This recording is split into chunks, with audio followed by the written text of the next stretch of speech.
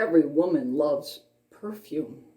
And you can't go into any big box store or any of the main anchor stores that you can't walk down an aisle where you just smell all these fragrances of wonderful and very expensive perfume. Perfume has always been considered to be a thing of expense. No matter how far back we go in history, perfume has always been used by women. And there's a story in the Gospels where there was a woman who had a jug of perfume. And she comes to Jesus, she kneels at his feet, and then she takes that most precious and expensive thing that she has, and she pours it out onto the feet of Jesus, right to the very last drop. And Jesus is grateful. He knows that this is expensive. He knows that this is precious to her and that she probably won't have any more. But he also looks beyond all this and he sees what's beyond the perfume.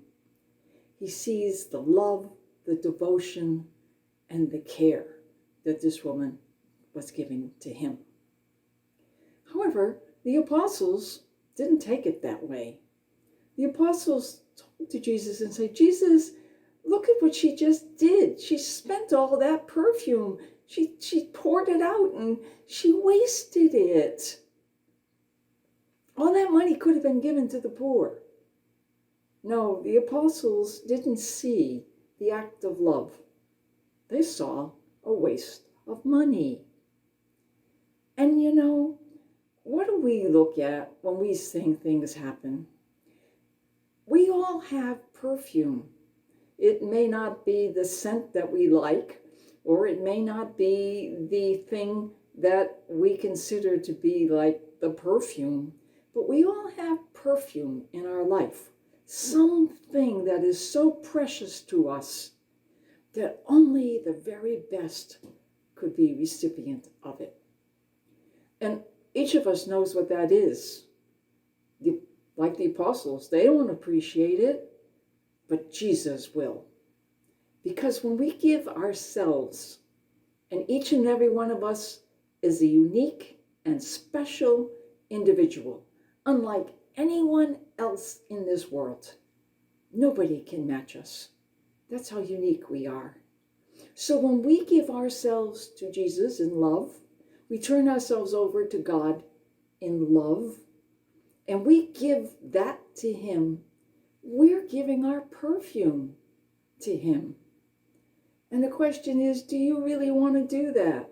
Are you in love enough to sacrifice that one thing that is most precious to you, to give it to God? Jesus knew the importance of this gift.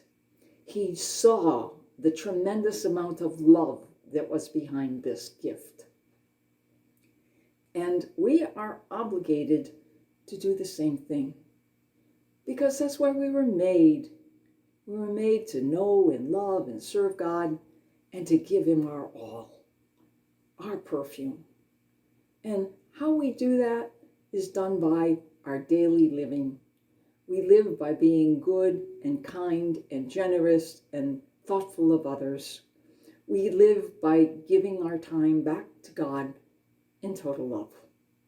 And when we do that, when we pour that perfume of our life at the feet of Jesus, the odor of that will spread out and diffuse throughout the surroundings.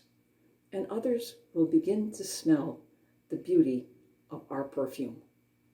So think of yourself as perfume, who have the ability to diffuse goodness and truth and beauty to others. And know there is no limit to how much you can pour onto the feet of Jesus because you love him.